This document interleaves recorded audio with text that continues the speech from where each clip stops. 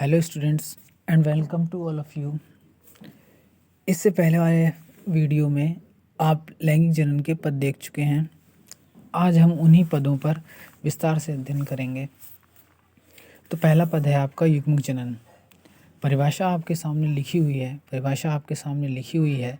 अगर हम इसे शॉर्ट में समझें तो सिर्फ मतलब इसका इतना है, युग्मकों का निर्माण होना। तो लिंग आपके दो प्रकार के थे, एक नर और एक मादा। तो पादप में जो मादा भाग था उसमें मादा युग्मकों का निर्माण होता है तथा जो नर भाग है उसमें नर युग्मकों का निर्माण होता है। नर युग्मक को आप पॉलन ग्रेन या पराग कण कहते हैं और इसी को हम लघु बीजाणु भी कहते हैं, तथा मादा युग्मक को आप अंड कहते हैं या फिर आप इसे बीजांड कह सकते हैं। तो हम देखते हैं पहला नर युग्मक। इसे नरयुग्मकोद्भिद या पराग कण भी कहते हैं। यह पुंकेसर के ऊपर स्थित कोश में होती है, यानी पुंकेसर के सबसे ऊपर स्थित एक परागकोश है, परागकोश में होती है। प्रत्येक परागकोश में 2 परागपुट होते हैं। इसमें लघु बीजांड मात्र कोशिका द्वारा परागकण का निर्माण होता है। अर्धसूत्री विभाजन द्वारा 4 कोशिकाओं का निर्माण होता है। 4 कोशिकाओं का यह समूह चतुष्क कहलाता है। मतलब जो परागकण 4 परागकण बनते हैं, इनका ग्रुप, ये एक समूह के रूप में रहते हैं, एक ग्रुप बना के रहते हैं। इस ग्रुप को आप चतुष्क कहते हैं। चतुष्क की प्रत्येक सेल लघु बीजांड या परागकण होती है। परागकण परागपुट में बिखरे रहते हैं। इससे पहले वाले लेक्चर में आप फ्लावर की संरचना भी देख चुके हैं, तो वहाँ पर हमने अच्छी तरह परागपुट, परागकण ये सब डिस्कस कर लिया था। परागकण को ही लघु बीजांड या नर युग्मकोद्भिद कहते हैं। इसके ऊपर 2 आवरण होते हैं जिन्हें आप बाह्यचोल यानी एक्साइन तथा अंतःचोल मतलब इंटाइन कहते हैं। प्रत्येक परागकण में जनन छिद्र द्वारा एक परागनली निकलती है जिसमें परागकण का केंद्रक, नर केंद्रक 2 केंद्रकों में बढ़ जाता है। इन 2 केंद्रकों के नाम हैं कायिक केंद्रक तथा जनन केंद्रक।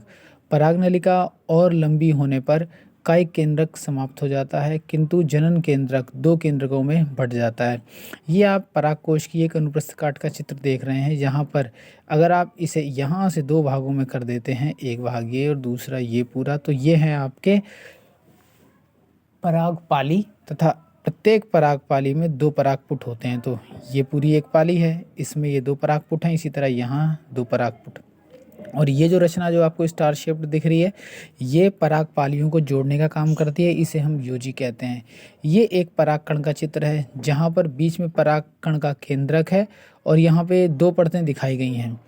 एक परत है अंतःचोल, दूसरी परत है बाह्यचोल। बाह्यचोल इस तरह कांटेदार या फिर सतत नहीं होती, इसमें कुछ उभार और गर्त जैसी रचनाएं पाई जाती हैं। तो यहाँ पर आपको एक गर्त दिख रहा होगा, जैसे एक गर्त ये है, आपको यहाँ एक गर्त ये है और यहाँ पर एक गर्त ये है। इन गर्तों को हम बोलते हैं जनन छिद्र।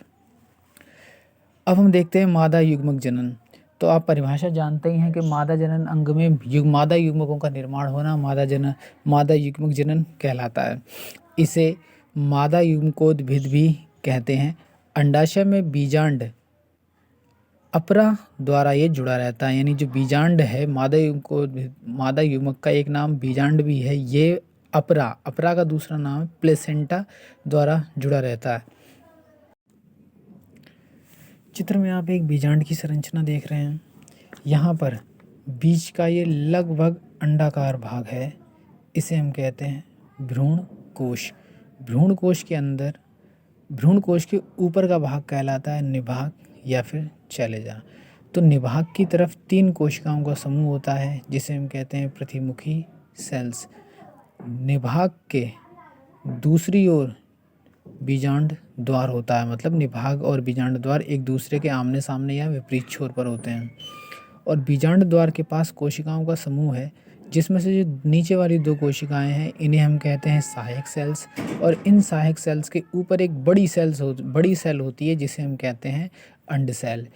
तो एक ग्रुप आपके पास ये है जिसे आप प्रतिमुखी सेल्स कहते हैं और दूसरा ग्रुप है आपके पास ये जिसमें एक अंड सेल तथा 2 सहायक सेल हैं। इन दोनों को एक साथ आप अंड समुच्चय कहते हैं। अंड सेल व सहायक सेल्स का समूह अंड समुच्चय कहलाता है और इन दोनों समूहों के बीच में द्वितीयक केंद्रक पाया जाता है। तो ये सब कुछ आपको भ्रूण कोश के अंदर मिलता है। इसके बाहर की ओर दो आवरण होते हैं, जो एक इन दोनों का नाम है अध्यावरण, जिसमें से एक आंतरिक अध्यावरण है तथा दूसरा बाह्य अध्यावरण है। तो ये जो रचना आपने अभी पढ़ी जिसमें ये सारे नाम हैं, इस पूरी रचना को हम कहते हैं बीजांड। बीजांड जिस रचना द्वारा अंडाशय से जुड़ता है उसे हम कहते हैं बीजांड व्रंत। तो बीजांड व्रंत पुष्प का वह बीजांड व्रंत अंडाशय का या फिर बीजांड का वह भाग है जिसके द्वारा यह पादप से या अंडाशय से जुड़ा रहता है। जहाँ पर बीजांड व्रंत और निभाग एक दूसरे से मिलते हैं उसे तो नाभिका वह भाग है जो बीजांड व्रंत और बीजांड को जोड़ के रखता है। ये पूरे एक बीजांड की संरचना है। या फिर आप इसे यहाँ पर स्क्रीनशॉट ले सकते हैं, यहाँ पूरी बीजांड की संरचना लिखी हुई है। इसके बाद हम देखते हैं परागण यानी पॉलिनेशन। तो परागकण का वर्तिकाग्र पर पहुँचना अपने या अन्य पुष्प के परागण कहलाता है। मतलब है कि परागकण का एक स्थान से दूसरे स्थान पर पहुंचना ही परागण कहलाता है, जिसमें ये अपने परागकोश से वर्तिकाग्र तक जाता है। तो परागकण के दो प्रकार हैं, स्वपरागण तथा परपरागण। अब हम पढ़ते हैं स्वपरागण। इसमें परागकण अपने ही पुष्प के वर्तिकाग्र पर पहुंचता है।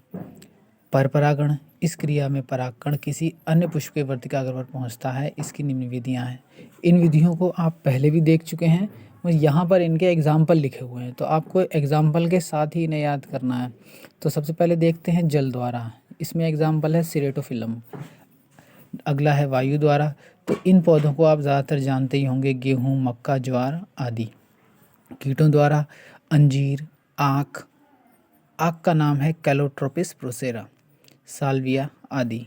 जंतु द्वारा चमगादड़, उल्लू आदि के द्वारा सेमल, कदम्ब आदि में परागण होता है। स्वपरागण के लाभ क्या हैं? किसी माध्यम की आवश्यकता नहीं होती, यानी स्वपरागण से ये फायदा है कि इसमें किसी माध्यम की आवश्यकता नहीं होती और आनुवांशिक शुद्धता बनी रहती, यानी पादप अपने लिए पूर्ण रूप से शुद्ध बना रहता है। और स्वपरागण से हानि यह है कि इसमें नई किस्मों का विकास नहीं होता। दूसरा देखिए, इसके बीज छोटे व कम होते हैं। बीजों के पकने में अधिक समय लगता है। अब हम देखते हैं परपरागण के लाभ। तो परपरागण से नई जातियों का विकास होता है। इसके बीज संख्या में अधिक व स्वस्थ होते हैं। इस क्रिया द्वारा प्रतिरोधी किस्मों का विकास होता है। और परपरागण से हानियाँ, परागकण संख्या में अधिक, इन पादपों की अत्यधिक ऊर्जा नष्ट होती है। तो जब परागकण अधिक बनेंगे तो इसमें ज़्यादा ऊर्जा लगेगी, जिससे इनकी ऊर्जा अधिक नष्ट हो जाती है या व्यर्थ चली जाती है। विभिन्न माध्यमों की आवश्यकता, तो आप इनके माध्यम आगे देख ही चुके हैं, तो इसमें विभिन्न प्रकार के माध्यमों की आवश्यकता होती है। अब हम देखते हैं परागकण का अंकुरण। तो वर्तिकाग्र पर परिपक्व अवस्था में तरल पदार्थ स्रावित होते हैं, जिससे वर्तिकाग्र चिपचिपा हो जाता है। इस चिपचिपे पदार्थ को ही शर्करा या मैलिक अम्ल आदि, इस चिपचिपे पदार्थ में यहाँ ये मिसप्रिंट है, यहाँ पे चिपचिपे पदार्थ में आएगा। चिपचिपे पदार्थ में ही यहाँ पे में लिख कर लेना आप। चिपचिपे पदार्थ में शर्करा या मैलिक अम्ल आदि होते हैं। परागण द्वारा परागकण वर्तिकाग्र पर पहुँचता है। इन पदार्थों के कारण परागकण वर्तिकाग्र से चिपक जाता है, क्योंकि ये शर्करा, मैलिक अम्ल आदि वहाँ चिपचिपे पदार्थ होते हैं, तो परागकण वहाँ चिपक जाता है। इस द्रव को, ये जो लिक्विड है, आदि अम्ल हैं, ये जो लिक्विड हैं, इन्हें अवशोषित करके परागकण फूल जाते हैं, जिससे जनन छिद्रों से एक नली निकलती है, जिसे पराग नली कहते हैं। परागकण की जनन कोशिका विभाजित होकर दो कोशिकाएं बनाती है, एक नर कोशिका तथा दूसरी कायिक या वर्धी कोशिका। कायिक कोशिका के आगे चलने पर परागनली बनती है, यानी परागनली में सबसे पहले कायिक कोशिका ही होती है। परागनली की लंबाई बढ़ने के पश्चात कायिक कोशिका समाप्त हो जाती है, जबकि नर कोशिका विभाजित होकर दो नर केंद्रक या नर युग्मक बना लेती है।